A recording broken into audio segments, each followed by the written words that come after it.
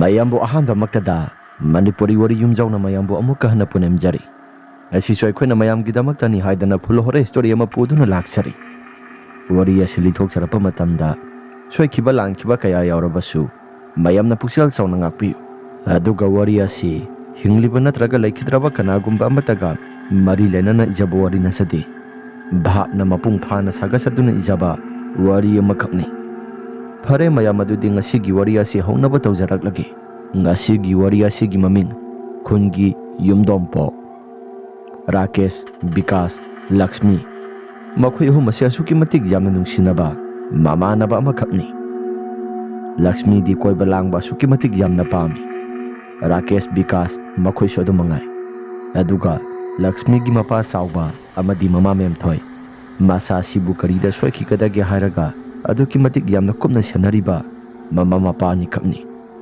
adubu mapung marai pharaklaba matamda mama mapa ani sisu masana koiba langba thakpa saba suki matik yamna pamlabanina kaya thoina su pakhang pharaklaba matam oibanina thingbasu tawrudri asumna nongona mit amani Vikas amadi Rakesh lampak masida phamduna wari watai khara sanari Vikas nairai itaw sigi lairiba yumdompoga si mina karino khara swainai ni Rakesh nairai ha kari hainari no haise Vikas na kollaikai sigi yumdompoga si ahing thinglaba matamda kari no makhol khara sutai haidana mina khara dum hainaida Vikas ki wafam adu taba matamda Rakesh nairai madugi wafam adu aidi kaya thoina su thajaba ngamde itaw thajadaba tawgun thajaba haibasi laika gi miyoi singna su kai kaino khara sodomak haidi hainarabani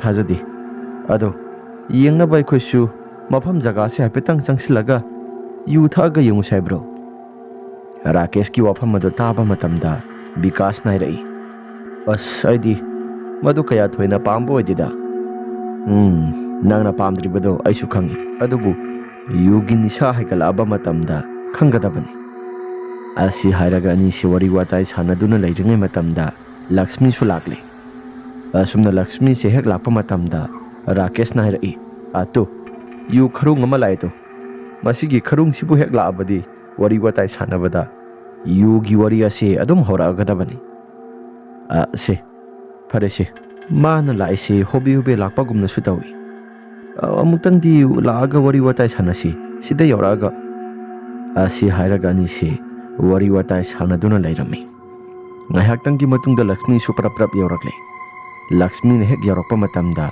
makhoi ani na sanaramliba wari ado karino haidan hangi maduda Vikas na sum nairai atu asai sida lairiba sigi khulgi yumdom pokase sida petang sanglaga yu thau sirana wari watai kharasu sanariba madugi wafam adu palakpa matamda Lakshmi na hairai yaini aidi maduna bu hena dum pambu pami Rakesh na pam sigi mafam jaga se khulaika gi miyo singna kaikeno kharasu hainariba jaga ni nangna pami kaina lai gi tingi matangda thajadaba tawnuko hayungai khudong thiba muk nangaga mu kanada muk mangjagadoribano ai khoidani mangjagadoribasi munna khalo era amuktang pokpa miyoiba mapokni khulgi laikai na tamnai hairabasu aidi kaya thoina thajaba oidida Lakshmi na hairakpani Rakesh na thakpa saba yamna pamjaba itawni na ai khangi nanggi apambado tawrabasu ko khara ingtha tapthana amuktang tawsi ngasigidi yararo asi haina makhoi humasi wari watai sanaduna lei ngaihaktan ki matungda khullaika gi miyo singsi lambida khara salamba mayam singadasu amata heksa khidre numidang wairam gi matamni lampak masi aduda makhoi su khara pai ki saidana Lakshmi na porakpa yudo makhoi su thakle asum tawdana Lakshmi na thakna wa khara hairai si oirabadi satpa yaredana lao ngasigi kharasu pairabanina nisasi horendi pop taba makai potharani do Lakshmi gi wafam aduda Rakesh na sum nairai itaw Lakshmi Itaw Lakshmi nangbu kari thabak ka subagi nang nasado horendi pop taba makai pothaba tare kaina haribado. Era kari bu sugadoribano. Ngasigi glass masa amani khak tahorabadi horendi nungaina pop taba makai potharani na haibagi wanida. Thabak sumana amate sudi ai khusi. Pangal chaurakle sanglakle haidana ai khusi. Ima ipagi mateng panggadaba matamdana mateng somata pangdi. Ayang aikhoina ima ipa singasi aikhoi bu thadokuna sakraba matamda aikhoina tawgadoriba thabak singasi karino gyamen kamata tadi yera matam dogi thokpa marai laksasanida madugi damakta aikhoina wagadaba nate asi hairaga Lakshmi na yamna lain hekta hairaklami maduda Lakshmi gi wahpham maduda Rakesh na sumnhai yera nanga dilaina kai keno khara so hariba aidi ahing tumbaga amate hek yadrabani Asumna wari watai sanai. Asum sana Vikas na sumna swahirai. Era lakadauba tonggi punsigi damakta khallaga waba sisu masisu aikhoida yamna sokadaba mayam ama lakanida. Aduna hayeng lakadaba thabaksing asi khanjimba tawdana aikhoisu nungaina dumak laikadabani. Asi hairaga makhoisi wari watai sanaduna lakli. Asum hek lakpa matamda Vikas mahaki tungda kanagumba ama inarakpagumna Samel kharasu phanglami asumna Vikas mahaki masada phaurakliba samel ado madu haiphet mahakjana su yengluba matamda karigumba amata di lairamde Vikas na kainoda hojik aigi sada phanglakpa samel adudi karigumba amata su lairamde kamain torino asi hairaga laithok tuni yengbada Vikas na itaw kaidaurage kasu tawdeda hojik aigi sada kanagumba ama Sida tung thangba saruga sida lakpagum tawrakpa. Era kanagumba amatasu laktisi. Lo. Asi hairaga nisiyada magwari watai sanaduna lakle. Lakshmi sumahaki masada sahum khara phangbagum tawi. Lakshmi na mamai fatlai thorakpa matamda karigumba amatasu lairamdi. Lakshmi na haujing ngihaktangi aigi sada phangkiba sahum adubu karino. Asi hairaga Lakshmi mahaki masasi laidana yengbada kanagumba amata di lairamde Lakshmi na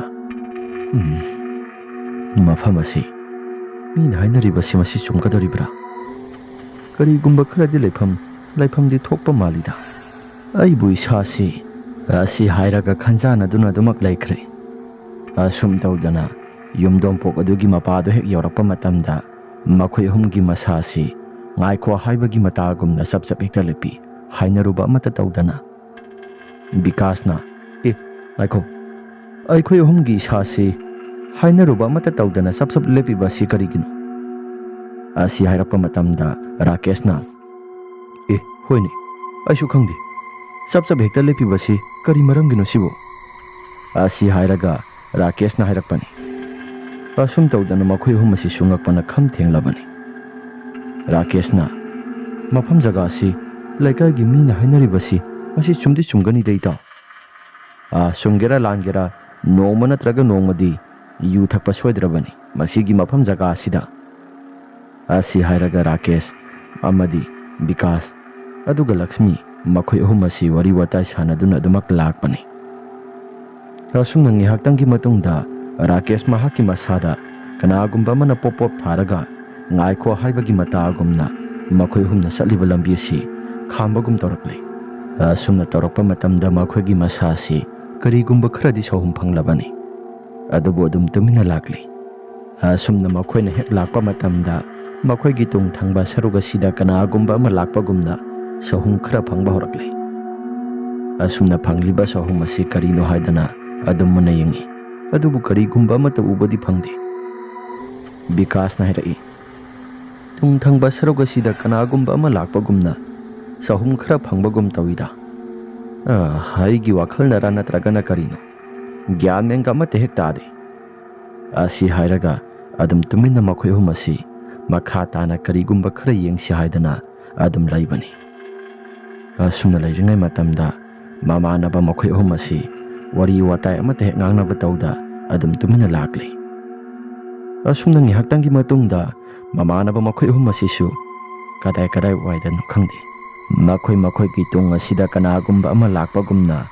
ꯁꯍꯨꯝ ꯈꯔ ꯐꯪꯕ ꯍꯧꯔꯛꯂꯦ ꯑꯗꯨꯕꯨ ꯀꯩꯁꯨ ꯊꯣꯏꯗꯣꯛꯅ ꯅꯥꯆꯨꯡꯕ ꯇꯧꯗꯅ ꯑꯗꯨꯃꯛ ꯂꯥꯛꯂꯦ ꯑꯁꯨꯝꯅ ꯃꯌꯨꯝꯗ ꯍꯟꯈ꯭ꯔꯦ ꯂꯛꯁꯃꯤꯅ ꯃꯌꯨꯝꯗ ꯍꯦꯛ ꯌꯧꯔꯛꯄ ꯃꯇꯝꯗ ꯃꯄꯥ ꯁꯥꯎꯕꯗ ꯁꯨꯝ ꯍꯪꯉꯤ ꯕꯕꯥ ꯑꯁꯤꯒꯤ ꯑꯩꯈꯣꯏꯒꯤ ꯂꯩꯀꯥꯏꯒꯤ ꯂꯩꯔꯤꯕ ꯌꯨꯝꯊꯣꯡꯄꯣꯛ ꯑꯁꯤ ꯃꯤꯅ ꯀꯔꯤꯅꯣ ꯈꯔ ꯍꯥꯏꯅꯕ꯭ꯔꯣ ꯃꯄꯥ ꯁꯥꯎꯕꯅ ꯊꯥꯏꯅꯉꯥꯏꯒꯤ ꯃꯇꯝꯗꯒꯤ ꯍꯧꯅ ꯂꯩꯔꯛꯂꯕ ꯌꯨꯝꯅꯤ ꯑꯩꯈꯣꯏꯅ ꯄꯤꯛꯂꯤꯉꯩ ꯃꯇꯝꯗꯒꯤꯁꯨ ꯍꯧꯅ ꯑꯗꯨꯝ ꯂꯩꯔꯛꯂꯕ ꯌꯨꯝꯐꯝꯅꯤ ꯀꯩꯗꯧꯕ ꯌꯥꯎꯔꯦ ꯕꯤꯀꯥꯁꯅ ꯉꯁꯥꯏ ꯀꯩꯅꯣ ꯈꯔꯁꯨ ꯍꯥꯏꯔꯛꯄ ꯕꯤꯀꯥꯁꯅ ꯀꯔꯤ ꯍꯥꯏꯔꯒꯦꯅꯦ ꯏꯕꯨꯡꯉꯣ ꯕꯕꯥ ꯃꯁꯤꯒꯤ ꯃꯐꯝ ꯖꯒꯥ ꯑꯁꯤ ꯑꯗꯨꯝ ꯈꯔ ꯇꯝꯅꯩ ꯍꯥꯏꯗꯅ ꯕꯤꯀꯥꯁꯅ ꯍꯥꯏꯔꯛꯄ ꯂꯩꯀꯥꯏꯒꯤ ꯃꯤꯁꯤꯡꯅ ꯀꯩꯅꯣ ꯈꯔꯁꯨ ꯉꯥꯡꯅꯕꯅꯤ ꯈꯪꯗ꯭ꯔꯦ ꯏꯕꯨꯡꯉꯣ ꯇꯧꯔꯤꯕꯁꯤ ꯕꯕꯥ ꯂꯩꯀꯥꯏꯒꯤ ꯃꯤꯅ ꯍꯥꯏꯅꯔꯤꯕꯁꯤꯡ ꯑꯁꯤ ꯃꯁꯤꯕꯨ ꯆꯨꯝꯒꯗ꯭ꯔꯣ ꯁꯤꯕꯨ ꯃꯃꯥ ꯃꯦꯝꯊꯣꯏꯅ ꯍꯥꯏꯔꯛꯏ ꯂꯩꯀꯥꯏꯒꯤ ꯃꯤꯑꯣꯏꯁꯤꯡꯅ ꯈꯔ ꯉꯥꯡꯅꯔꯤꯕꯗꯣ ꯃꯗꯨ ꯆꯨꯝꯃꯕꯅꯤ ꯌꯥꯔꯦꯁꯤ ꯅꯪꯕꯨ ꯑꯃꯨꯛ ꯃꯗꯨꯒꯤ ꯃꯇꯥꯡꯗ ꯀꯩꯗꯧꯒꯦ ꯍꯥꯏꯔꯤꯕꯅꯣ ꯏꯃꯥ ꯀꯩꯁꯨ ꯊꯣꯏꯗꯣꯛꯄꯕꯨꯗꯤ ꯇꯧꯔꯣꯏꯗ ꯑꯗꯨꯗ ꯁꯨꯝ ꯋꯥꯈꯜꯗ ꯃꯐꯝ ꯖꯒꯥ ꯑꯁꯤ ꯀꯩ ꯊꯧꯗꯣꯛ ꯊꯣꯛꯈꯤꯕ ꯂꯩꯕꯒꯦ ꯍꯥꯏꯗꯅ ꯁꯨꯝ ꯈꯪꯅꯤꯡꯂꯤꯕ ꯃꯄꯥ ꯁꯥꯎꯕꯅ ꯍꯥꯏꯔꯛꯏ ꯃꯐꯝ ꯖꯒꯥ ꯑꯁꯤ ꯊꯥꯏꯅꯉꯥꯏꯒꯤ ꯃꯇꯝꯗ ꯃꯥꯏꯕ ꯑꯐꯥꯎꯕ ꯑꯃ ꯂꯩꯔꯝꯃꯤ ꯍꯥꯏꯕꯗ ꯃꯇꯩ ꯃꯅꯥꯎ ꯑꯅꯤꯃꯛ ꯃꯥꯏꯕꯁꯨ ꯃꯥꯏꯕꯤꯁꯨ ꯄꯨꯂꯞ ꯑꯣꯏ ꯑꯗꯨꯅ ꯃꯐꯝ ꯖꯒꯥ ꯑꯁꯤꯗ ꯑꯣꯏꯔꯤꯕ ꯃꯥꯏꯕ ꯃꯥꯏꯕꯤ ꯑꯅꯤꯃꯛ ꯑꯗꯣ ꯚꯨꯠ ꯁꯥꯟꯅꯗꯅ ꯈꯨꯜ ꯂꯩꯀꯥꯏꯁꯤꯗꯒꯤ ꯃꯌꯥꯝ ꯆꯪꯗꯨꯅ ꯐꯨꯕ ꯌꯥꯕ ꯐꯨꯔꯕ ꯃꯇꯨꯡꯗ ꯌꯨꯝꯐꯝ ꯑꯁꯤꯃꯛꯇꯗ ꯍꯥꯠꯇꯣꯛꯈꯤꯕꯅꯤ ꯍꯥꯏ ꯃꯐꯝ ꯑꯁꯤꯃꯛꯇꯗ ꯇꯧꯔꯤꯕ ꯄꯨꯝꯅꯃꯛꯁꯤꯡ ꯑꯁꯤ ꯃꯥꯏꯕ ꯃꯥꯏꯕꯤ ꯑꯅꯤꯗꯨꯒꯤ ꯊꯋꯥꯏ ꯑꯃꯗꯤ ꯃꯈꯣꯏꯅ ꯁꯥꯟꯅꯔꯝꯕ ꯂꯥꯏꯒꯤ ꯇꯤꯟꯒꯤ ꯑꯣꯏꯕ ꯚꯨꯠ ꯄ꯭ꯔꯦꯠꯁꯤꯡ ꯑꯗꯣ ꯃꯈꯣꯏꯅ ꯁꯥꯟꯅꯕꯅꯤ ꯍꯥꯏꯗꯅ ꯂꯩꯀꯥꯏꯒꯤ ꯃꯤꯑꯣꯏꯁꯤꯡꯅ ꯈꯔꯁꯨ ꯑꯗꯨꯃꯛ ꯍꯥꯏꯅꯔꯤꯕꯅꯤ ꯑꯗꯨ ꯕꯕꯥ ꯃꯐꯝ ꯖꯒꯥ ꯑꯁꯤ ꯂꯥꯏꯒꯤ ꯇꯤꯟꯒꯤ ꯊꯧ ꯇꯧꯔꯒ ꯃꯁꯤꯁꯤꯃꯗꯤ ꯐꯅꯕ ꯌꯦꯡꯕ ꯌꯥꯔꯔꯣꯏꯗꯕ꯭ꯔꯣ ꯂꯥꯏꯒꯤ ꯇꯤꯟꯒꯤ ꯊꯧ ꯃꯌꯥꯝ ꯑꯃ ꯇꯧꯈ꯭ꯔꯦ ꯍꯥꯏꯗꯅ ꯈꯨꯜ ꯂꯩꯀꯥꯏꯒꯤ ꯃꯤꯑꯣꯏꯁꯤꯡꯅ ꯃꯌꯥꯝ ꯑꯃꯁꯨ ꯍꯥꯏꯅꯈ꯭ꯔꯕꯅꯤ ꯑꯗꯨꯕꯨ ꯄꯥꯛ ꯐꯧ ꯍꯥꯏꯕ ꯌꯥꯗꯕ꯭ꯔꯥ ꯀꯔꯤꯅꯣ ꯒ꯭ꯌꯥꯟ ꯃꯦꯟꯒ ꯇꯥꯕ ꯖꯥꯠ ꯅꯠꯇꯦꯗ ꯃꯐꯝ ꯑꯁꯤ ꯑꯩꯈꯣꯏꯁꯨ ꯅꯣꯡꯃꯇ ꯊꯦꯡꯅꯔꯨꯗꯦ ꯈꯨꯜ ꯂꯩꯀꯥꯏꯒꯤ ꯃꯤꯑꯣꯏꯁꯤꯡ ꯑꯗꯨ ꯍꯥꯏꯅꯕꯒꯤ ꯋꯥꯅꯤꯗ ꯑꯁꯤ ꯍꯥꯏꯔꯒ ꯃꯈꯣꯏꯁꯨ ꯅꯨꯃꯤꯗꯥꯡꯒꯤ ꯄꯣꯊꯥꯅꯕ ꯍꯥꯏꯗꯅ ꯃꯈꯣꯏꯁꯨ ꯃꯔꯥꯡ ꯇꯧꯈ꯭ꯔꯦ ꯑꯁꯨꯝꯅ ꯃꯊꯪꯒꯤ ꯅꯨꯃꯤꯠꯀꯤ ꯅꯨꯃꯤꯗꯥꯡ ꯋꯥꯏꯔꯝ ꯃꯇꯝ ꯑꯗꯨꯗ ꯃꯃꯥꯟꯅꯕ ꯕꯤꯀꯥꯁꯇ ꯑꯁꯨꯝꯅ ꯍꯥꯏꯈꯤ ꯏꯇꯥꯎ ꯃꯐꯝ ꯖꯒꯥꯁꯤ ꯕꯕꯥꯍꯣꯏꯅ ꯍꯥꯏꯕ ꯃꯇꯝꯗ ꯕꯕꯥꯁꯨ ꯊꯦꯡꯅꯗꯦ ꯍꯥꯏ ꯑꯗꯨꯕꯨ ꯕꯕꯥꯍꯣꯏꯅ ꯄꯤꯛꯂꯤꯉꯩ ꯃꯇꯝ ꯑꯗꯨꯒꯤ ꯃꯇꯝꯗꯒꯤ ꯍꯧꯔꯒ ꯃꯁꯤꯒꯤ ꯌꯨꯝ ꯑꯁꯤ ꯑꯗꯨꯝ ꯂꯩꯔꯛꯑꯦ ꯍꯥꯏ ꯃꯐꯝ ꯖꯒꯥꯁꯤꯗꯁꯨ ꯃꯥꯏꯕ ꯃꯥꯏꯕꯤꯒꯤ ꯌꯨꯝꯐꯝ ꯑꯣꯏꯔ ꯃꯥꯜꯂꯤ ꯑꯁꯨꯝꯅ ꯍꯥꯏꯈꯤꯕ ꯃꯇꯝꯗ ꯕꯤꯀꯥꯁꯅ ꯍꯥꯏꯔꯛꯏ ꯑꯩꯗꯤ ꯑꯗꯨꯒꯤꯒ ꯀꯔꯤꯒꯨꯝꯕ ꯑꯃꯠꯇ ꯍꯦꯛ ꯈꯪꯗꯦ ꯃꯐꯝ ꯖꯒꯥꯁꯤ ꯇꯝꯅꯩ ꯍꯥꯏꯕꯗꯣ ꯃꯗꯨ ꯈꯛꯇꯃꯛ ꯈꯪꯏ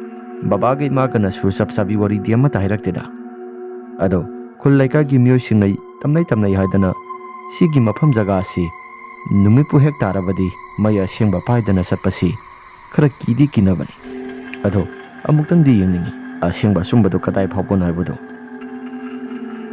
ꯌꯦꯡꯕꯗꯤ ꯌꯥꯕꯅꯤ ꯑꯗꯨꯕꯨ ꯈꯨꯗꯣꯡꯊꯤꯕ ꯑꯃꯨꯛ ꯊꯣꯛꯂꯛꯀꯗ꯭ꯔꯥ ꯍꯥꯏꯗꯅ ꯑꯩꯁꯤ ꯋꯥꯈꯜꯗꯁꯨ ꯈꯔ ꯑꯀꯤꯕ ꯐꯥꯎꯔꯤꯕ ꯃꯃꯥꯟꯅꯕ ꯂꯛꯁꯃꯤꯒꯤ ꯋꯥꯐꯝ ꯑꯗꯨꯗ ꯕꯤꯀꯥꯁꯅ ꯑꯃꯨꯛ ꯈꯨꯝꯃꯤ ꯍꯦꯔꯥ ꯏꯇꯥꯎ ꯀꯩꯁꯨ ꯊꯣꯏꯅ ꯇꯧꯔꯣꯏꯗ ꯌꯦꯡꯉꯒ ꯂꯣꯏꯔꯦ ꯀꯩꯅꯣ ꯑꯗꯣ ꯀꯩꯗꯧꯉꯩ ꯌꯦꯡꯁꯤ ꯍꯥꯏꯕꯅꯣ ꯉꯥꯏꯈꯣꯗ ꯉꯁꯤꯗꯤ ꯏꯃꯥꯟꯅꯕ ꯔꯥꯀꯦꯁꯁꯨ ꯂꯥꯛꯇꯦ ꯃꯥ ꯂꯥꯛꯇꯅ ꯀꯃꯥꯏꯅ ꯌꯦꯡꯒꯗꯧꯔꯤꯕꯅꯣ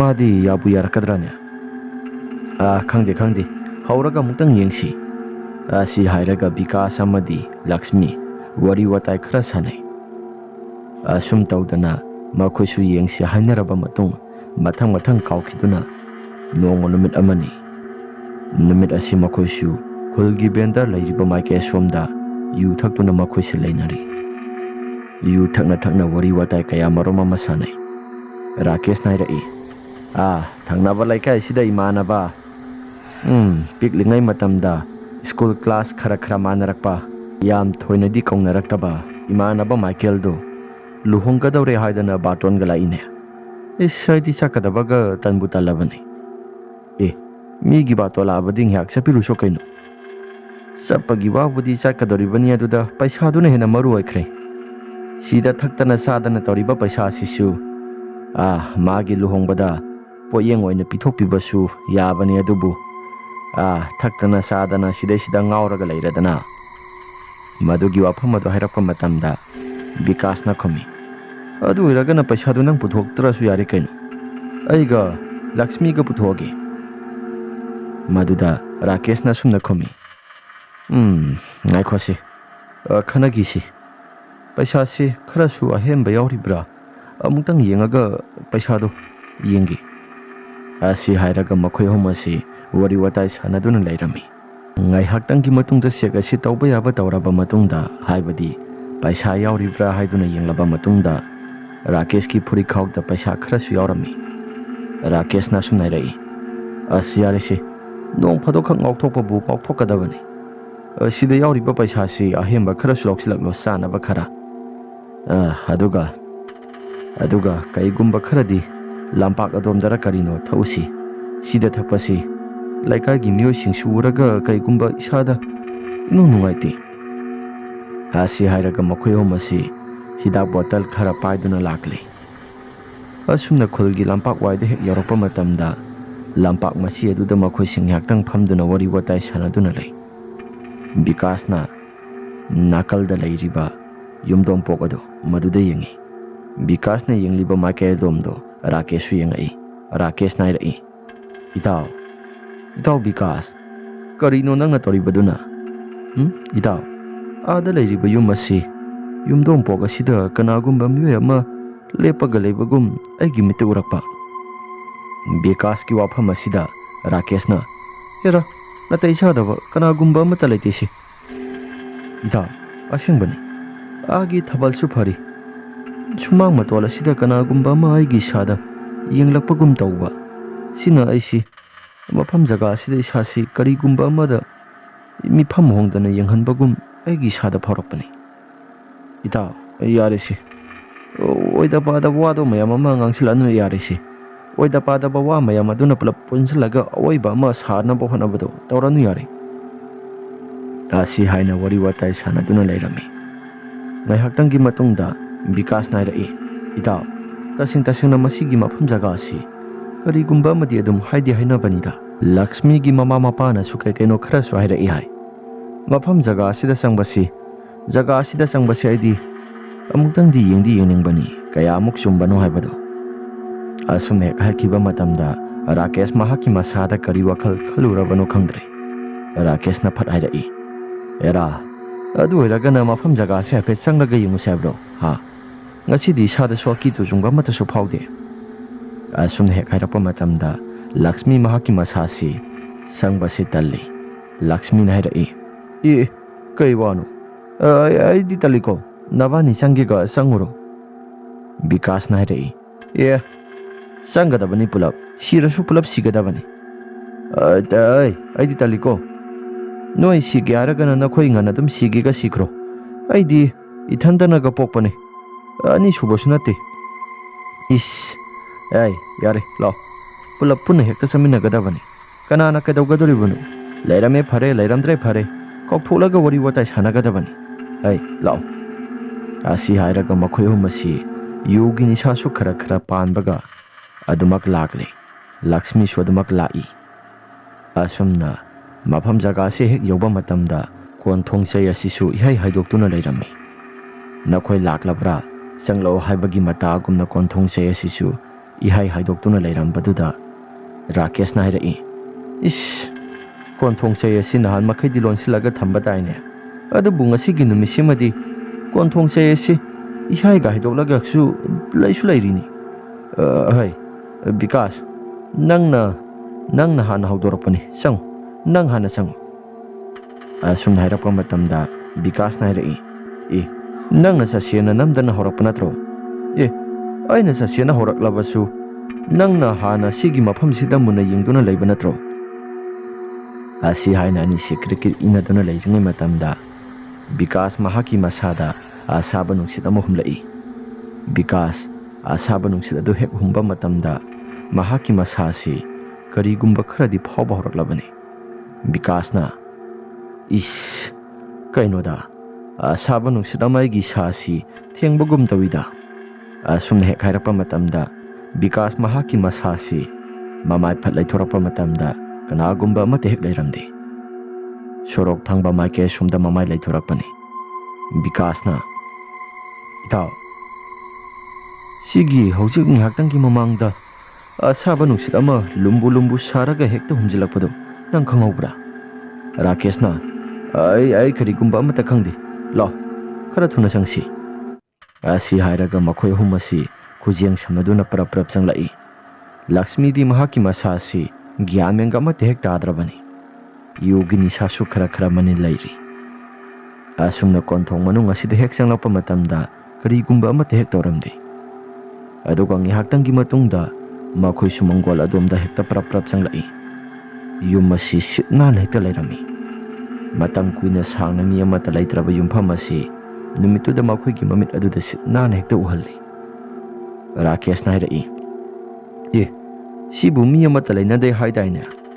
ꯑꯗꯨꯒ ꯀꯔꯤꯒꯤꯅꯣ ꯁꯤꯠ ꯅꯥꯟꯅ ꯍꯦꯛꯇ ꯂꯩꯔꯤꯕꯁꯤꯅ? ꯅꯠꯇꯦ, ꯃꯐꯝ ꯑꯁꯤ ꯀꯅꯥꯅ ꯀꯔꯤ ꯃꯔꯝꯒꯤꯗꯃꯛꯇ ꯁꯦꯡꯗꯣꯛ ꯁꯦꯡꯖꯤꯟꯒ ꯇꯧꯔꯤꯕꯖꯥꯠꯂꯣ?" ꯑꯁꯤ ꯍꯥꯏꯅ ꯋꯥꯔꯤ ꯋꯥꯇꯥꯏ ꯀꯌꯥ ꯃꯔꯨꯝ ꯑꯃ ꯃꯥꯅ ꯊꯣꯛꯄ ꯇꯧꯗꯨꯅ ꯋꯥꯈꯜ ꯄꯪꯁꯥꯗ ꯁꯥꯒꯠꯂꯤ꯫ ꯔꯥꯀꯦꯁꯀꯤ ꯋꯥꯐꯝ ꯑꯗꯨ ꯇꯥꯕ ꯃꯇꯝꯗ ꯕꯤꯀꯥꯁꯅꯁꯨ ꯍꯥꯏꯔꯛꯄꯅꯤ, "ꯀꯅꯥꯒꯨꯝꯕ ꯑꯃꯅ ꯍꯦꯛꯇ ꯆꯪꯂꯒ ꯃꯐꯝ ꯖꯒꯥ ꯑꯁꯤ ꯁꯦꯡꯗꯣꯛ ꯁꯦꯡꯖꯤꯟꯒꯨꯝꯕ ꯇꯧꯕ ꯑꯣꯏꯔꯝꯕꯁꯨ ꯌꯥꯏꯗ." ꯃꯕꯥꯅꯤꯁꯤ ꯌꯨꯁꯨ ꯈꯔ ꯀꯟꯅ ꯉꯥꯎꯕꯒ ꯋꯥ ꯉꯥꯡꯕꯁꯤ ꯃꯈꯣꯏꯁꯨ ꯀꯥ ꯍꯦꯟꯅ ꯊꯣꯏꯗꯣꯛꯅꯁꯨ ꯋꯥꯈꯜꯗ ꯈꯟꯊꯕ ꯇꯧꯗꯗꯨꯃꯛ ꯉꯥꯡꯅꯔꯛꯂꯕꯅꯤ꯫ ꯂꯛꯁꯃꯤꯅ ꯍꯥꯏꯔꯛꯏ, "ꯑꯁ, ꯂꯥꯎꯁꯦ, ꯃꯅꯨꯡ ꯌꯧꯅ ꯀꯩꯁꯨ ꯆꯪꯉꯒꯨꯝꯁꯤ, ꯑꯩꯗꯤ ꯏꯁꯥꯁꯤ ꯄꯪꯀꯤꯗ ꯀꯤꯔꯦ." ꯔꯥꯀꯦꯁꯅ ꯍꯥꯏꯔꯛꯏ, "ꯀꯔꯤꯒꯤ ꯀꯤꯕ? ꯆꯪꯒꯗꯕꯅꯤ, ꯐꯠꯇꯕ ꯊꯦꯡꯅꯔꯦ ꯄꯨꯂꯞ ꯊꯦꯡꯅꯒꯗꯕꯅꯤ." ꯑꯁꯤ ꯍꯥꯏꯔꯒ ꯔꯥꯀꯦꯁꯅ ꯌꯨꯝ ꯑꯁꯤꯗ ꯀꯅꯥ ꯀꯅꯥ ꯂꯩꯒꯦ ꯍꯥꯏꯗꯅ ꯍꯥꯏꯕ ꯍꯧꯔꯛꯂꯦ꯫ ꯑꯁꯨꯝꯅ ꯍꯦꯛ ꯍꯪꯕ ꯃꯇꯝ ꯑꯗꯨꯗ ꯀꯔꯤꯒꯨꯝꯕ ꯑꯃꯠꯇꯗꯤ ꯇꯧꯔꯛꯇꯦ꯫ ꯔꯥꯀꯦꯁꯅ ꯍꯥꯏꯔꯛꯏ, "ꯑꯦꯔꯥ, ꯚꯨꯠ ꯀꯥꯏ, ꯑꯩꯕꯨ ꯂꯥꯛꯑꯕꯗꯤ ꯚꯨꯠꯀ ꯂꯣꯏꯅ ꯀꯣꯏꯆꯦꯟ ꯆꯦꯟꯒꯗꯕꯅꯤ꯫ ꯑꯩ, ꯌꯨꯝ ꯑꯍꯥꯡꯕꯁꯦ ꯀꯅꯥ ꯀꯅꯥ ꯂꯩꯒꯦ? ꯈꯨꯜ ꯂꯩꯀꯥꯏꯒꯤ ꯃꯤꯑꯣꯏꯁꯤꯡꯅꯗꯤ ꯌꯨꯝꯐꯝ ꯑꯁꯤ ꯂꯥꯏꯒꯤ ꯇꯤꯟꯒꯤ ꯃꯊꯤ ꯌꯥꯝꯅ ꯐꯣꯡꯉꯦ ꯍꯥꯏꯗꯅ ꯆꯕꯦꯡ ꯌꯥꯝꯅ ꯉꯥꯡꯅꯩ꯫ ꯌꯨꯝꯐꯝ ꯑꯁꯤꯗ ꯀꯅꯥ ꯀꯅꯥ ꯂꯩꯒꯦ? ꯌꯨꯝꯐꯝ ꯑꯁꯤꯗ ꯂꯩꯔꯕꯗꯤ ꯊꯣꯛꯂꯛꯎ, ꯑꯩꯈꯣꯏ ꯑꯍꯨꯝꯒ ꯊꯦꯡꯅꯁꯤ." ꯑꯁꯤ ꯍꯥꯏꯅ ꯍꯦꯛ ꯍꯥꯏꯈꯤꯕ ꯃꯇꯝꯗ ꯌꯨꯝ ꯃꯅꯨꯡ ꯑꯗꯨꯗ ꯀꯅꯥꯒꯨꯝꯕ ꯑꯃꯅ ꯒꯞ ꯒꯞ ꯂꯥꯎꯅ ꯅꯣꯝꯕꯒꯨꯝꯅ ꯊꯣꯡ ꯑꯁꯤ ꯅꯣꯝꯕ ꯍꯧꯔꯛꯄꯅꯤ꯫ ꯑꯁꯨꯝꯅ ꯍꯦꯛ ꯅꯣꯝꯕ ꯃꯇꯝꯗ ꯃꯈꯣꯏ ꯑꯍꯨꯝ ꯑꯗꯨꯗꯤ ꯑꯀꯤ ꯑꯈꯪꯒ ꯑꯃꯠꯇ ꯍꯦꯛ ꯂꯩꯇꯦ꯫ ꯚꯥꯏ, ꯅꯣꯝꯃꯛꯑꯦ ꯇꯨ." ꯑꯁꯤ ꯍꯥꯏꯔꯒ ꯔꯥꯀꯦꯁꯅ ꯍꯥꯏꯔꯛꯏ꯫ ꯕꯤꯀꯥꯁꯁꯨ ꯉꯛꯂꯦ꯫ ꯑꯁꯨꯝꯅ ꯍꯦꯛ ꯂꯩꯔꯝꯂꯕ ꯃꯇꯨꯡꯗ ꯆꯞ ꯍꯦꯛꯇ ꯑꯃꯨꯛ ꯂꯦꯞꯄꯤ꯫ ꯕꯤꯀꯥꯁꯅ, "ꯀꯩꯅꯣ, ꯑꯃꯨꯛ ꯆꯞ ꯂꯦꯞꯈ꯭ꯔꯦ?" ꯑꯁꯤ ꯍꯥꯏꯅ ꯂꯩꯔꯤꯉꯩ ꯃꯇꯝ ꯑꯗꯨꯗ ꯌꯨꯝ ꯃꯅꯨꯡ ꯑꯁꯤꯗ ꯀꯅꯥꯒꯨꯝꯕ ꯃꯤꯑꯣꯏ ꯑꯃ ꯉꯪꯕꯒꯨꯝꯅ ꯃꯈꯣꯜ ꯈꯔꯁꯨ ꯇꯥꯕ ꯍꯧꯔꯛꯄꯅꯤ꯫ ꯑꯁꯨꯝꯅ ꯃꯈꯣꯜꯁꯤꯡ ꯑꯁꯤ ꯇꯥꯕ ꯃꯇꯝ ꯑꯗꯨꯗ ꯕꯤꯀꯥꯁ ꯃꯍꯥꯛꯀꯤ ꯃꯁꯥ ꯑꯁꯤ ꯇꯨ ꯁꯨꯡꯈꯤꯕ ꯈꯪꯍꯧꯗꯦ꯫ ꯕꯤꯀꯥꯁꯅ ꯍꯥꯏꯔꯛꯏ, "ꯏꯇꯥꯎ, ꯄꯤꯔꯛꯑꯣ, ꯉꯁꯥꯏꯒꯤ ꯌꯨꯗꯨ ꯄꯤꯔꯛꯑꯣ ꯏꯇꯥꯎ."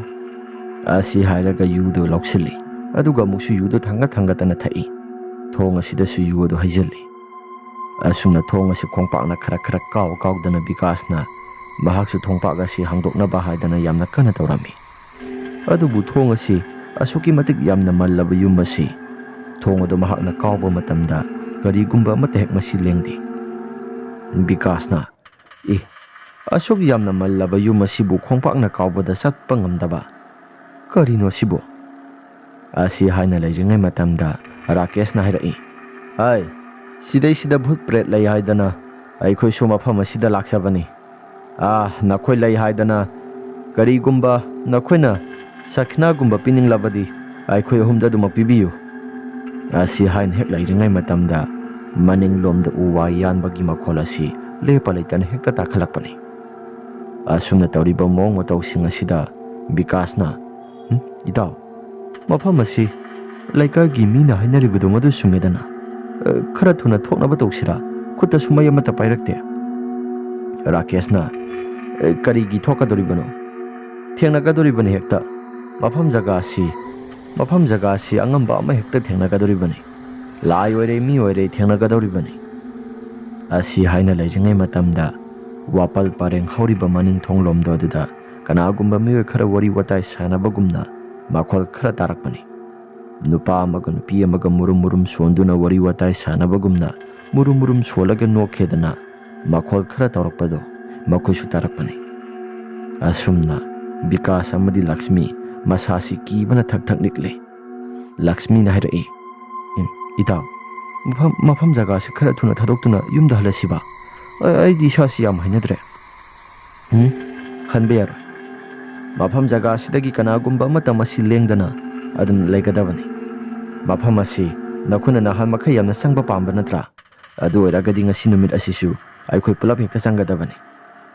Asi hairaga thong asi gap gap launa nomduna yamna kan hekta Vikas nasu aduga Rakesh nasu khongpak asi on duna kauba horkle. Asumna kauba matam aduda manung aduda kanagumba ama leibagumna sapu yamna kanna thongpak asi amuksu bak launa hekta yaisilakpani. Asumna tawrakliba mawng matawsing asida Vikas amadi Lakshmi aduga Rakesh ngaksu yamna ngakle. Thong asi Rakesh na yamna kana sapu kana kauraba matam aduda thong asi hangdorakle. Thong asi hek hangdorakpa matamda hingai manam asuki matik yamna kana namba horakle. Makhoi ahum asi manam sidi hairaga adum nato mentionai. Adubu imung asida mai somata yawba tawda dumak sanglai.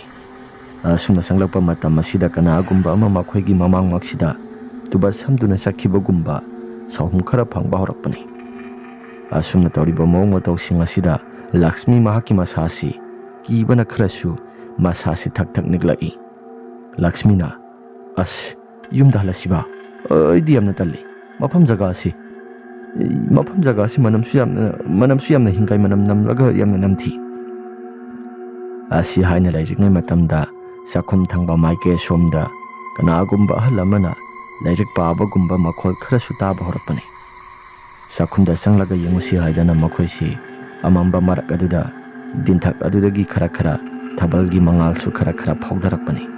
Madugi mangal aduna makhoisi yum tamna prap haibadi sakhum tamna prap sanglakpa matam aduda sakhum aduda kanagumba ahal ama musin muba makhai adum tumina phamduna leibado makhoisu uthouri. Amamba marak aduda uribado Lakshmi mahaki masasi kibana su thak nikle. Asumna Lakshmi na itaw Vikas Rakesh sanaba tawrasiba aidi sasi yamna kire. Asumna Rakesh na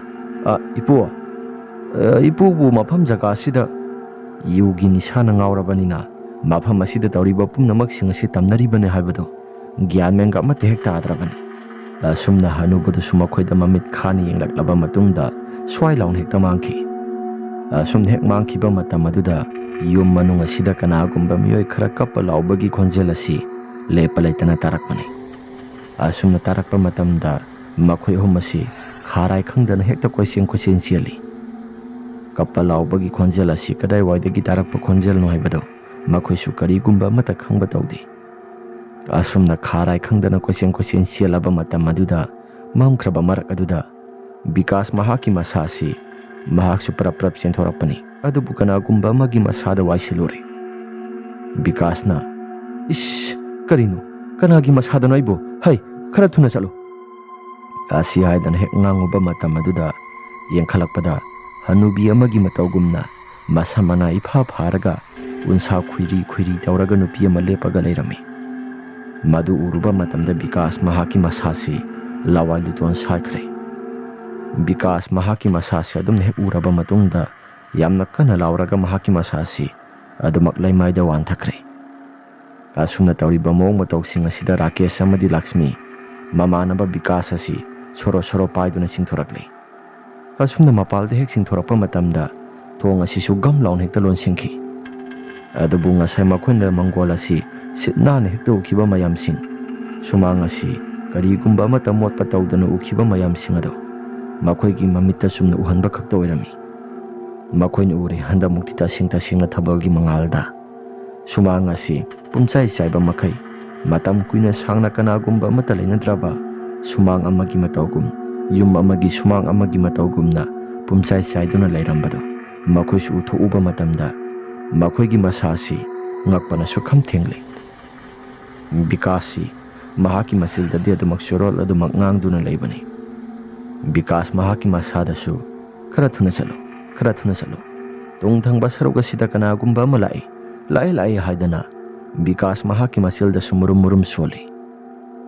Asum taudana Vikas mahak suadumak masilda dumak soli. Rakesh nairai. Bhai, mafam jaga asidagi khara thunai khoi thadok thuna salasi. Natragadi mafam asidagi khoi thawai hingani heba thajadre. Lakshmi nairai. Aina ngasai na haidra. Mafam jaga asi sangumsi haidana. Nakhoi su yu khara thaksin jaksilaga mathong maram amata khangdana. Hawjikti amasi gyamenga taadaba makai lairibasi. Si ibani na kamai tawgaduribano. Nate, si iba naaba thoo kamai tawshaibano. Kanadi, yumda khara thuna pusi. Asi hairaga mabani sangdana thangduna purakli. Asumna mayumda hek lakpa matam maduda konthong say asisu kanagumba mana yamna sapu kana thudekpagumna makol khara su prok laun hekta tarakpani. Asumna Lakshmi na yengsiluba matamda kanagumba musin muba misak ama leptuna lairambado. Madu uruba matamda Lakshmi mahaki masasi kampre khangi. Vikasu khara thuna salo. Ai isasi kire. Tung thangba saruga sida hanuba hanubi mayam ama laire haidana. Vikas mahaki masilda sumurum solai. Asumna Vikas na hirakliba wafam asi Lakshmi na onthoktu na hik yengluba matam maduda tasing na lepaga lairami. Aduga makhoi tung thangba saruga sida musin muraba misak mayam ama lepaga lairami. Tauriba maung matok singa sida makhoi singakpana sukham thenglei. Asumna Vikas amadi Rakesh aduga Lakshmi makhoi su kina dumak lakpani. Vikas ti gyamenga taadana dumak lairibani. Makhoi ani na thangduna laklei. Asumna makhoi ani na hek lakpa matamda tunga sida kanagumba miyoi khara inarakpagumna mami sami makhol khara su murum sonbagumna taaba horakpani. Asumna ki khang mayam ama su nanghale. Mamang thangba saruga sida su kanagumba ahal ama hek setlamaga swai laun hekta mangkhiba. Asigumba kiraba saptrasi tauba horakpani. Rakesh nairai. Itaw, masigi mafam jaga asi kari nungi aisu sangusi aidana. Horuribanu gyamenga amata tadre. Lakshmi nairai. Noi, nungairamani hojikti. Mafam jaga asi aidi kaya thoinabu sangningdabani. Wari singado loina khanglabani na aisu mafam asi sangningdabani. Adubu sanguredana nungaire hojikti. Asi hairaga anisi wari watai khara sanaduna lakpani.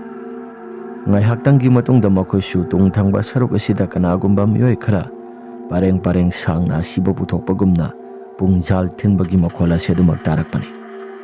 Asuna tarakpa kana sida mabani si adum tung hana yengba tawda khongthang ase khara thuna launa thanga lai. Asuna lakpa matamda makhoi gi konthong asi yoramdai gi matamda Vikas ki mama mapa singa do loina kokthokli. Vikas ki mama amadi mapa do hek tholakpa matamda mathabak thilli aduga sap yung hekta lepaga lei. Hai, ngaiko. Asi hairaga makhoi ani do sap lepi. Makhoi gi tungdasu pungjal thilaga asiba puthokpagi matawgumna makhol khara sodumak tara ibani. Asumna ngihaktang lairaba matungda Vikas ki mama dasu laten thangmayama pairaga tholakli. Mapana ada puraiba sibu mi natra. Kanano sibo? Khangdisi angangsing asi amuktang koksilaga kaikino khara tawminaro. Moise kaino mai tawida. Asi hairaga Vikas ki mapa dasu adum lairami. Asumna konthong asi hek kansilapa matamda ngasai makai tarangba mayamsing tungde inarakpa mayamsing adasu loin hekta mangkhre. Asum tawdana makhoi si Vikas adu pusilai. Vikas ki mamana ibungo kaidawragi na tawsi. Ima wari du kona sanarasi imungda hana kita thuna pusinsi. Asi hairaga imungda khara thuna pusilakpani. Wari singada loina tamle maduda Vikas ki mapana yamna thina nganglai. Hai, thorai masasa mafam jaga du sangba yadre khanglabadi nakhoi kadobagi sangluribano ha? Baba, aikhuisu mafam jaga du sangningdana hekta sangthore. Rakesh nairakpani. Mafam jaga do khulaikai gi miyoi singna du maksangba yadre. Mafam jaga si kari kumba ama tawi hairabadi nakhoisu sangda swadum yabaduda nate khara thaksin jasilaga nakhoisu kari no haiwani. Asumna hit lairingai matamda Vikas mahaki masil si murum solaga lao khongba tawrakli. Rakesh na baba yarisi topiro. Itaw Vikas si gyan tanaba mutangdi tawsiba. Thorai masasa nakhoi si phatraba matamda hui ngaurabadi huibu thi haibadu nakhoi tawre ha. Asyari si angang si wakhal tadana leirisi amuktang di kana no khara kauraga maibara maibira kai no khara kauraga amuktang yengthoksiba. Makha laikai gi maibadu kaude yaroidri. As matha sagadorida. Asi hairaga Rakesh ka chaminasi haidana makha laikai gi maibadu kauba sakhre. Asum nang ni haktang gi matungda makha laikai gi maibadu kaururaga halakpa matamda Rakesh na sum nairai. Baba maibasina yengadi adum pharanida. Phawbudi pharani adubu nakhoi sanguribadu kari wakhalda gi sanguribano haibanida. Baba aikhusu khangdre ni haktang yogi ni sana ngawkhalakpana sangusi adana aikhusi sangthurabani. Ahalaman singna amadi laikai gi mioisina kaino khara hainabadu aikhusu khangi. Aduda ingkhalakpa matamgi naha oirubani na aikhusu amutang di sanglaga yengningi haidana yengthubanida. Asi hairaga wari singadu tammi. Maibadu supra prap sangla aba matamda maibadu na sumna hirai khudang ase tap launa pairaga. Ish angang asidia. Hai nakhoi di kadai wade hek sangure ha sangba yadaba mafam daga hek sangura bro. Hoi pu aikoi sigi khulgi yumdo pokado maduda hek sangthori ngasasi. Ingkhalakpa naha sing nakhoi si Oza guru sing nangang basisu nakhoi gina sa si laigi tinggi matang dasu thaja basi amate hek laite dako. Ai mafam jaga si sangba matamda khudong thiba yamna thokpane basi nakhoi ta dabra. Ipu aikoi su hana budi ta budi tai haibabu amuktang di yengningdana khuta sumai asingba mata paidana sangure aduda sangubasida khudong thiba mayam ama nang ipu nangba tabane. Mafam jagado pharasu phatrabasu thainingagi matamda maiba aphauba matay manau hatoktuna mai thakhiba jagani mangphamni kanagumba amata sangnadrabani yengba matamda nakhoi khangdro. Ipu ngasai yumpham adudi akhoi hek sangba matamda ikokona hekta leirami mioiba khara leibagum haibadi mi leiraga yumpham asi sitnana hekta singdokpagumna karigumba kharadi thengna sitnana hekta aduga thorakpa matamdana mi matam kuina mi sing ase amata leitabagumna isong songaga muksu leirami. Ipu gyamenga tadi. Matam kuina sangna masigi mafam jaga ase kanagumba amata sangnaba ngamdrabani aduga ngasi nakhona sanghibasi masi yamna lalabani susa. Asum tawdana wari watai saduna leiringai matamda thong asisu kanagumba man hekta dong launa thilakpani. Bikas mahaki masasisu salage haidana yamna kan hekta sabdra tawba horakle. Bikas asi makhoi ani hum sangduna phai. Bikas ki mapa yauna makhoi hum sangduna phare. Aduga maibasina mantra keno khara swalaga mahaksu phanaba haidana tawba horaklaba matamni. Asuna leiringai matamda Bikas hoigi sakhum asi kanagumba man hekta posai singa si paidana langkhaibagumna makhol khara suthorakpani. Makhol singa si tholakpa matamda Bikas ki mama asisu mahaki masasi kisu yamna kiri. Bikas ki masildasu murum solaga ayumdom pokta satlagi haidana asuki matik yamna kana sonba horakle. Asuna leiringai matamda yumdom pok adugi maikai somda hui mayam singa si on dun hekta maigai salai khangdana khongba horakle. Asumna hui mayam singa si khongba matamda makhoi su aduki matik yamna kire. Ahingi matamna go silakpane. Thongbana sidasu kanagumba mioi khara leiraga pungjal mayam ama thindana mi asiba puthoklamda gi makhol asi asuki matik yamna hauna taba horakpane. Tasengna hairabada pakhang masa makhoi ani si kibana su yadre. Asumna maibaduna yamna kana khoiramlaba matungda mapalda tarakpa khonjel singa dudi adumak chap hekta lepi.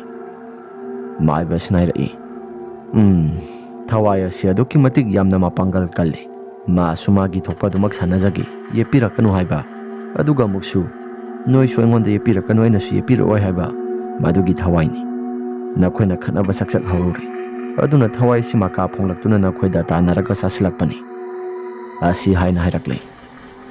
Bikas ki mapana oza adudi kaino khara thadokpa yaba ꯌꯨꯝꯐꯝ ꯑꯗꯨꯗ ꯆꯠꯂꯒ ꯑꯉꯥꯡ ꯑꯁꯤꯒꯤ ꯁꯦꯠꯂꯤ ꯆꯥꯔꯤꯕ ꯈꯨꯗꯤꯡꯃꯛ ꯑꯁꯤ ꯊꯥꯗꯣꯛꯀꯗꯕꯅꯤ, ꯎꯁꯤꯟ ꯁꯤꯟꯒꯗꯕꯅꯤ꯫ ꯊꯋꯥꯏ ꯄꯥꯟꯕꯗ ꯎꯁꯤꯟ ꯁꯤꯟꯗꯣꯏ ꯁꯔꯨꯛꯄꯨꯗꯤ ꯃꯥꯒꯤ ꯐꯨꯔꯤꯠ ꯐꯤꯔꯣꯜꯁꯤꯡ ꯑꯁꯤ ꯁꯤꯗꯩꯁꯤꯗ ꯃꯍꯥꯛ ꯃꯁꯥꯒꯤ, ꯍꯥꯏꯕꯗꯤ ꯃꯍꯥꯛꯀꯤ ꯊꯋꯥꯏꯃꯤꯒꯤ ꯃꯍꯨꯠꯇ ꯃꯍꯥꯛꯀꯤ ꯐꯨꯔꯤꯠ ꯐꯤꯔꯣꯜꯁꯤꯡ ꯑꯁꯤ ꯁꯤ ꯑꯣꯏꯅ ꯂꯧꯔꯣ ꯍꯥꯏꯗꯅ ꯎꯁꯤꯟ ꯁꯤꯟꯒꯗꯕꯅꯤ꯫ ꯑꯁꯤ ꯍꯥꯏꯔꯒ ꯃꯈꯣꯏꯁꯤ ꯎꯁꯤꯟ ꯁꯤꯟꯒꯗꯕ ꯃꯐꯝ ꯖꯒꯥ, ꯍꯥꯏꯕꯗꯤ ꯃꯈꯣꯏꯅ ꯉꯁꯥꯏ ꯊꯦꯡꯅꯔꯛꯄ ꯖꯒꯥꯗꯣ, ꯃꯗꯨ ꯇꯥꯅ ꯕꯤꯀꯥꯁꯀꯤ ꯉꯁꯥꯏ ꯁꯦꯠꯂꯨ ꯆꯥꯔꯨꯕ ꯐꯤꯔꯣꯜꯁꯤꯡ ꯑꯗꯨ ꯄꯨꯔꯛꯇꯨꯅ ꯀꯣꯟꯊꯣꯡ ꯑꯗꯨꯃꯛꯇꯗ ꯊꯥꯡꯖꯤꯜꯂꯤ꯫ ꯑꯁꯨꯝꯅ ꯀꯣꯟꯊꯣꯡꯗ ꯍꯦꯛ ꯄꯨꯁꯤꯜꯂꯛꯄ ꯃꯇꯝꯗ ꯃꯟꯇ꯭ꯔ ꯁꯣꯟꯕ ꯍꯧꯔꯛꯄꯗ ꯑꯉꯛꯄꯒꯤ ꯃꯇꯧꯅꯤ꯫ ꯐꯨꯔꯤꯠ ꯐꯤꯔꯣꯜꯁꯤꯡ ꯑꯁꯤ ꯈꯪꯄꯥꯏ ꯄꯥꯏꯁꯤꯟꯈ꯭ꯔꯦ ꯌꯨꯝ ꯃꯅꯨꯡꯗ, ꯑꯗꯨꯒ ꯌꯨꯝ ꯃꯅꯨꯡ ꯑꯁꯤꯗ ꯁꯞꯇ꯭ꯔ ꯃꯌꯥꯝ ꯑꯃ ꯇꯧꯔꯛꯂꯒ ꯊꯣꯡ ꯑꯁꯤ ꯈꯪꯊꯤꯡ ꯊꯤꯡꯖꯤꯟꯈ꯭ꯔꯦ꯫ ꯑꯁꯨꯝꯅ ꯇꯧꯔꯤꯕ ꯃꯑꯣꯡ ꯃꯇꯧꯁꯤꯡ ꯑꯁꯤꯗ ꯃꯈꯣꯏꯁꯤ ꯉꯛꯄꯅ ꯁꯨꯛꯈꯝ ꯊꯦꯡꯂꯤ꯫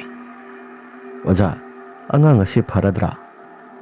"ꯐꯔꯅꯤ ꯐꯔꯅꯤ, ꯑꯗꯨꯕꯨ ꯃꯐꯝ ꯖꯒꯥꯁꯤ ꯆꯪꯍꯟꯕ ꯌꯥꯗꯦꯀꯣ." "ꯐꯔꯦ ꯐꯔꯦ, ꯌꯨꯝꯗ ꯒ꯭ꯌꯥꯟ ꯇꯥꯅꯍꯜꯂꯒ ꯋꯥꯔꯤ ꯋꯥꯇꯥꯏ ꯈꯔ ꯁꯥꯟꯅꯔꯒ ꯑꯩꯁꯨ ꯑꯍꯤꯡꯁꯤꯃꯗꯤ ꯅꯈꯣꯏꯒꯤ ꯌꯨꯝꯗ ꯂꯦꯛꯄ ꯇꯥꯔꯦ꯫ ꯅꯣꯡꯉꯥꯜꯂꯒ ꯒ꯭ꯌꯥꯟ ꯇꯥꯅꯍꯜꯂꯒꯦ꯫ ꯉꯁꯤꯒꯤ ꯅꯨꯃꯤꯠꯁꯤꯃꯗꯤ ꯑꯩ ꯍꯟꯕ ꯃꯇꯝꯗ ꯈꯔ ꯈꯖꯤꯛ ꯏꯁꯥꯗ ꯈꯨꯗꯣꯡꯊꯤꯕ ꯇꯥꯔꯛꯄ ꯌꯥꯏ."